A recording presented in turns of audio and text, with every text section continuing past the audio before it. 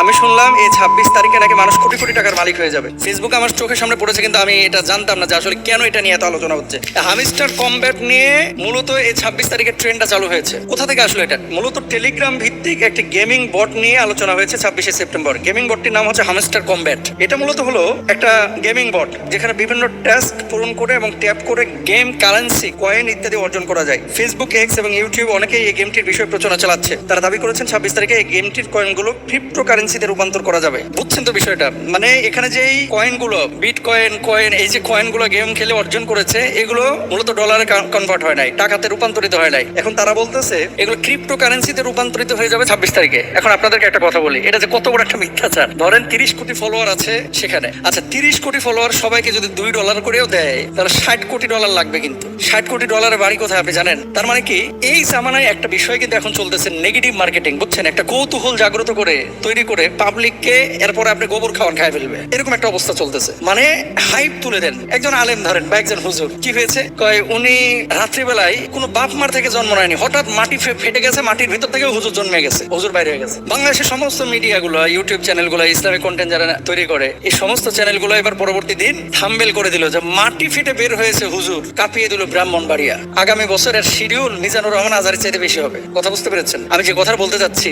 এই জাতিকে নিয়ে অনেকে অনেকভাবে খেলাধুলা করতেছে। আর সোশ্যাল মাধ্যমে যেহেতু খুব সহজেই আপনি 30 কোটি মানুষ বা ফলোয়ার একসাথে পেয়ে যাচ্ছেন, তো খুব সহজেই কিন্তু অনেক কিছু আপনি একটা হাইপ তুলে মানুষের মধ্যে প্রচার করে সে তার মার্কেটিংটা করে ফেলতে পারে। এই 26 তারিখ নিয়ে যেমন আগ্রহ অনেকের জন্মায় যে কি আসলে হবে, গুগলে সার্চ করছে না যে 26 তারিখ আসলে কি হবে, তো সার্চ করার পরে কিন্তু ওই গেমের তথ্য সে পেয়ে গেছে। তার মানে এই গেমটা কি, এবার আমাকে একটু ঢুকে দেখতে হবে। যখন গেমটা কি ঢুকে দেখলো, দেখার পরে এবার বলতেছে আহা ভালোই তো লাগতেছে, একটু ক্লিক করে দেখি না, একটু খেলেই দেখি কি অবস্থা। তার মানে কি দাঁড়াচ্ছে এই আমাদের সাইকোলজি নিয়ে, আমাদের মেন্টালিটি নিয়ে, আমাদের হৃদয় নিয়ে, আমাদের হৃৎপিণ্ডটাকে নিয়ে খেলাধুলা করতেছে আন্তর্জাতিক মহল। 26 তারিখ ঘোড়ার ডিম পারবে, ঘোড়ার ডিম, কিচ্ছু হবে না, এগুলো বিশ্বাস করা যাবে না। ঘোড়ায় যেমন ডিম পারতে পারে না, 26 তারিখ এই ক্রিপ্টো কারেন্সি রূপান্তরিত হবে না, এই গেম থেকে কোটি কোটি টাকা পাবলিক ইনকামও করতে পারবে না। এগুলো হচ্ছে তরুণ সমাজকে বিভ্রান্ত করার একটা উল্লেখযোগ্য ওয়ে বা উপায় অবলম্বন করেছে এই সমস্ত পশ্চিমা বিশ্বের কিছু ছাগল। এগুলো বুঝতে হবে আমাদেরকে, এগুলো করা যাবে না। হুজুর যদি পাইয়াই যাই তাহলে ওটা খাইতে পারবো কিনা? কি পাবেন আপনি? যদি পেয়েই যান আপনি খাইতে পারবেন কিনা? না, পেয়ে গেলেও আপনি খাইতে পারবেন না। তাহলে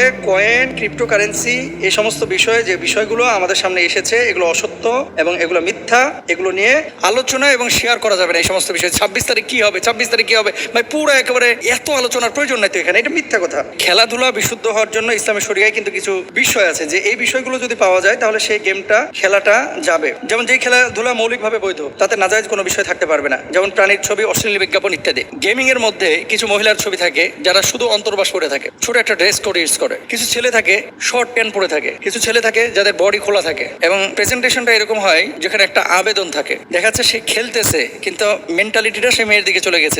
পাবলিক যাতে করে একটা আগ্রহ নিয়ে এই খেলাটাকে গ্রহণ করে। এই জিনিসগুলো থেকে আসলে বিরত থাকতে হবে। আল্লাহ তাআলা